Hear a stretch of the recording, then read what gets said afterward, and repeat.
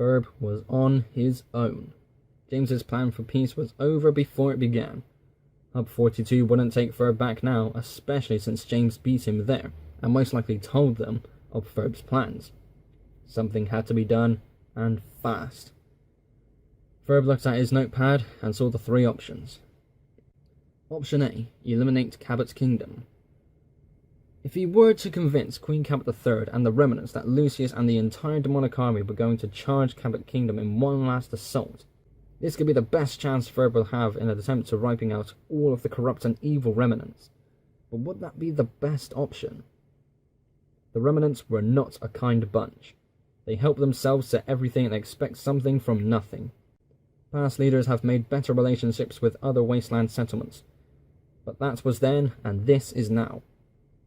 Queen Cabot III was most definitely the cruelest of her line, and encouraged war against Lucius. Her only hope for peace was Field Marshal Bradford, but he's no longer here. It could only take a few of her most trusted guards to sway her into launching those nukes they have tucked underneath their kingdom. The people must go. But with the kingdom itself? Cabot's kingdom was an incredibly huge and successful trading hub with hundreds of people there. And I mean people were there all day, all night. It was constantly busy. If the kingdom went, farmers, miners, traders, families with innocent people would all die. Was that a price worth paying? Seeing a wasteland go without many of its resources just to stop a bunch of stuck-up egotistical people? Ultimately, if the remnants were killed in Cabot's kingdom, then thousands of people will die. Lots of valuable goods, including food, water, and technology, will be lost.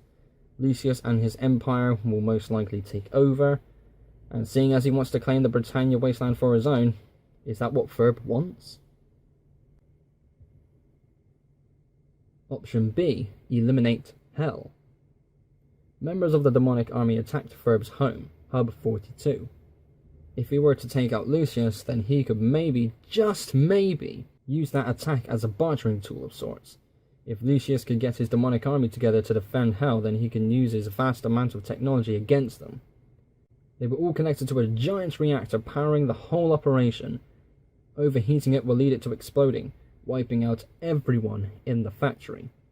But what will be gained, and what will be lost? Lucius was never known to be a nice person, but was willing to listen. He carried an intimidating presence that everyone knew about. Even amongst his army, the demonic army, felt a shiver when he marched by. Lucius himself may not be missed, but nearly 200 people taking up arms there might. Some just follow orders, and some didn't want to be there but just couldn't leave. The other few hundreds working on the factory floor would be missed. They're making great products for the wasteland to use. Some see it as slavery, but others have joined up voluntarily, so it does sound good. At the end of the day, they have families too. Hell's factory itself was too precious to lose. It was the best source of metalwork left in the Britannia wasteland. Weapons, armor, and power armor were a negative focus, but things like the railroad tracks being restored, electronics, so many good things were coming out of there too.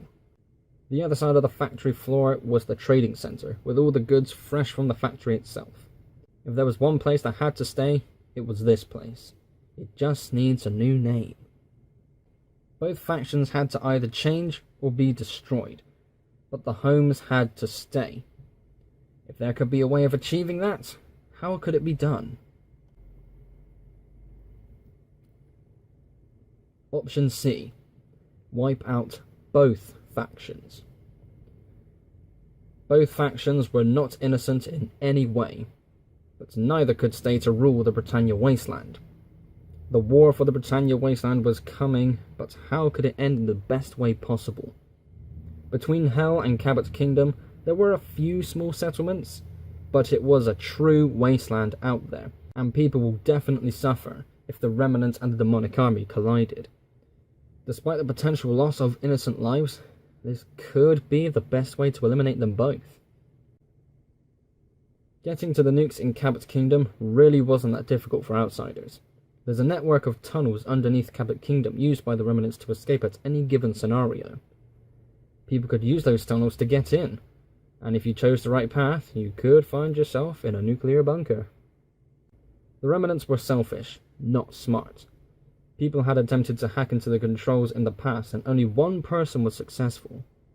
Ferb was able to find a copy of the notes in order to do so, and was ready for the job if need be. But how could they be used? If there was a way of getting both armies out of their bases into this no man's land, then the nukes can be launched into the battlefield. This was going to be difficult and dangerous. The nukes alone would cause more fallouts, preventing caravan trading routes and people settling back into the wasteland. But this could be the quickest and potentially most effective way of wiping out both superpowers at the same time. This could lead to an independent wasteland too. Is that any better? If both major factions were destroyed, then it would lead to people in the Britannia wasteland to fend for themselves. Trading couldn't be managed, the metal factory would have to shut down, raiders would more or less become the leading militia of the wasteland, and the quality of life would decrease as a whole.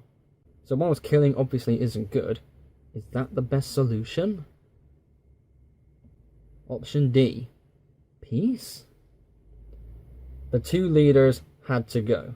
They are not good people, and they do not deserve to stay in charge any longer. The bases need to stay. That was set. The people of the Britannia wasteland must also be spared. Not all people of the factions need to die.